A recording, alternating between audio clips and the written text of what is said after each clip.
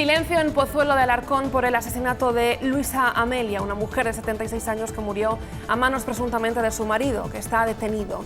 La víctima intentó huir de la casa donde sucedieron los hechos, pero fue alcanzada y golpeada con un jarrón en la cabeza. Sus hijos tuvieron que ser atendidos por los sanitarios por una crisis de ansiedad. El ayuntamiento ha decretado hoy día de luto por este nuevo caso de violencia machista. El retrato del rey ha vuelto al Salón del Pleno de Barcelona tras 6 años de su retirada y por sentencia del Tribunal Supremo que avala la obligatoriedad de colocar la imagen del monarca en los consistorios. Una fotografía pequeña que, según la alcaldesa de Barcelona, Ada Colau, se expone por imperativo legal. La alcaldesa ha llevado hoy una mascarilla con los colores de la República. El PSOE plantea de nuevo revisar los acuerdos con la Santa Sede. Lo hace en la ponencia marco que debatirán en el Congreso, que el partido celebrará en octubre. Según el texto, esa revisión es coherente con un Estado constitucional, como es el español, y recuerdan que esos acuerdos con la Iglesia son de antes de la elaboración de la Carta Magna. Los tribunales de justicia siguen emitiendo resoluciones diferentes sobre los toques de queda que piden gobiernos autonómicos ante el aumento de contagios por COVID. El Tribunal Superior de Justicia de Aragón ha inadmitido la solicitud del Ejecutivo Regional para limitar la movilidad en 3 municipios de Huesca. Por el contrario, el Tribunal Superior de Justicia de Navarra avala el toque de queda en las zonas con alta incidencia, como había solicitado el Gobierno foral.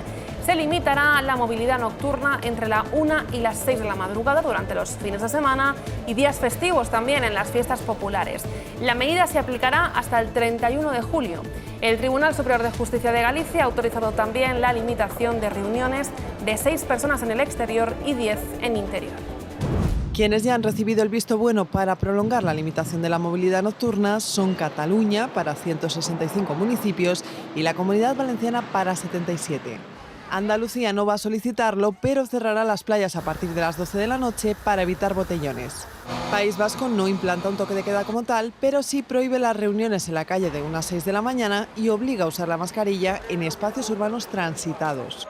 La justicia balear también ha avalado la prohibición de reunirse de 1 a 6 de la mañana en la vía pública. En Galicia, desde esta medianoche, los bares y restaurantes en zonas con cifras altas de contagios exigirán a los clientes certificados COVID para entrar al interior. Esa medida también entrará en vigor el lunes en Tenerife para todos los lugares donde no pueda garantizarse la distancia de seguridad. Aumenta la presión hospitalaria en prácticamente todas las comunidades. Con Cataluña a la cabeza, hay más de 2.000 pacientes ingresados por coronavirus, 90 de ellos en las últimas 24 horas. Y han fallecido 21 personas más. Los contagios también se disparan en Galicia, Cantabria o La Rioja. Sanidad abre la puerta a las dosis de refuerzo. Todo parece apuntar que sí. De hecho, ya le he dicho que nosotros, de la mano de la Unión Europea, ya hemos suscrito contratos con Pfizer por importe de 1.800 millones y en el caso de Moderna en torno a 480 y algo millones para el 22 y para el 23. Así que la campaña de vacunación, ha respondido Darias, está lejos de terminar. ¿Y la idea para los años que vienen será que tendremos que vacunarnos cada año? Sí. Faltan aspectos por concretar también para la ciencia. La primera duda es cuándo deja de ser efectiva la protección. Los expertos creen que en todo caso siempre habría que terminar la actual campaña, con una posible excepción: los más vulnerables, un grupo que habría que definir. Para estar alerta, que en el momento en que disminuya la inmunidad, poderles administrar esa tercera dosis. Debemos vacunar a quien no está protegido. La tercera dosis vendrá después.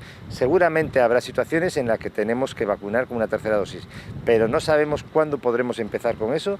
La otra duda es qué vacuna recibirían los inmunizados con AstraZeneca, con la que Europa no negocia más compras. Las autoridades esperan las conclusiones de ensayos clínicos. La tercera dosis genera un amplio debate. La semana pasada la Organización Mundial de la Salud la descartaba por el momento. También la rechaza Estados Unidos, mientras que Israel sí ha decidido empezar a suministrarla en algunos casos.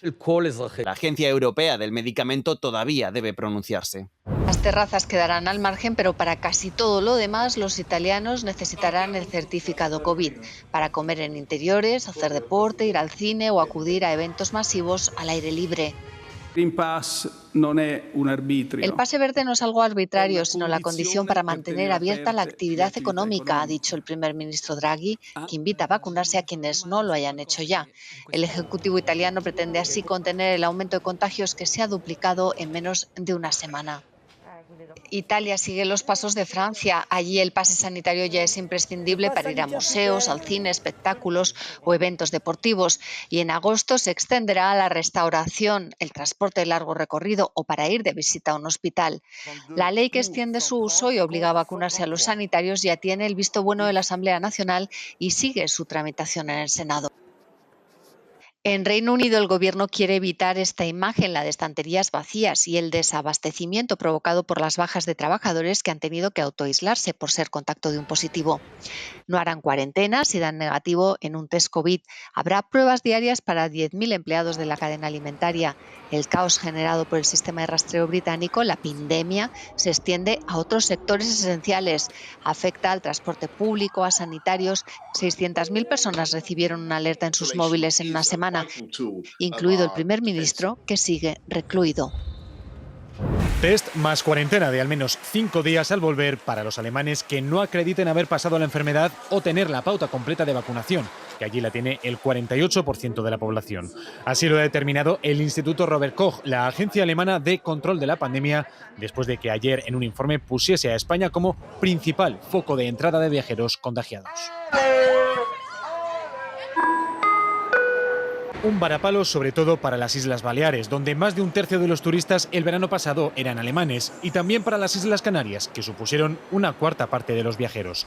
En lo que va de año, casi 670.000 alemanes han visitado nuestro país, solo por detrás de los franceses. Los alemanes todavía llegan, son todos contentos. La escalada de la incidencia ha provocado en la última semana cancelaciones de viajes y paquetes, y más con la amenaza de la cuarentena, según fuentes del sector en Alemania. La patronal turística germana lamenta que Berlín no considere, por ejemplo, la alta tasa de vacunación en España para sus recomendaciones de viaje. Alemania se suma así a otros 11 países europeos que imponen o recomiendan cuarentena bajo términos similares, incluido Reino Unido, el principal mercado para el turismo español. Érase una vez unas ovejas que cogían un barco para escapar de unos temibles lobos que vivían en otro pueblo. Es uno de los 3 cuentos diseñados por un sindicato de logopedas de Hong Kong.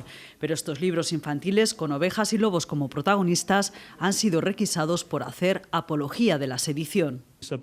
Está claro que incitan al odio contra el gobierno chino. Estos relatos pueden cambiar la mente de los niños y desarrollar una moral en contra de la sociedad, dice el jefe superior de la policía de Hong Kong. Y es que desde su enfoque está claro que las ovejas son los manifestantes que en 2019 salieron a la calle para protestar contra el gobierno chino y que acabaron enfrentándose con la policía, que son los lobos.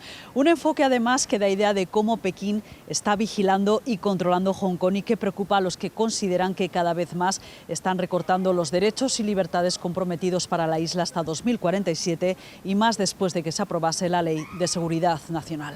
El caso no ha quedado solo en la aprehensión de este material tan peligroso para la moral ciudadana, dice la policía, sino que han detenido a 5 miembros de este sindicato y han congelado las cuentas vinculadas a esta organización con un fondo de unos 19.000 euros. La noticia ha coincidido también con el arresto de otro editor, el 8º, del periódico prodemocrático Apple Daily, que tuvo que cerrar el mes pasado. En Cuba, el ministro de Asuntos Exteriores, Bruno Rodríguez, hablando sobre la flotilla que hoy se acerca a aguas cubanas. Que cumplan sus leyes. Solamente lo prevengo de su responsabilidad con lo que es ya hoy una grosera violación del derecho internacional. Y otro escalón más en la tensión entre Estados Unidos y Cuba. Para las nuevas generaciones, que no olviden nunca. Imágenes del general Álvaro López Miera, ministro cubano de Defensa. El objetivo más destacado de las nuevas sanciones contra el gobierno cubano anunciadas por Estados Unidos. También sanciones contra una unidad especial de fuerzas del Ministerio del Interior. Se les conoce como los boinas negras. Es una respuesta contra las detenciones de manifestantes, los juicios que ya han comenzado. No hay cifras oficiales del número de detenidos. Sanciones con un alcance más simbólico que efectivo. Los posibles bienes en Estados Unidos serán congelados. Es el principio, ha dicho el presidente Joe Biden. La situación de Cuba no figuraba entre las prioridades de la nueva administración de Estados Unidos. Pero ahora está sometida a una presión creciente. Presión que llega del exilio cubano y de un sector de congresistas.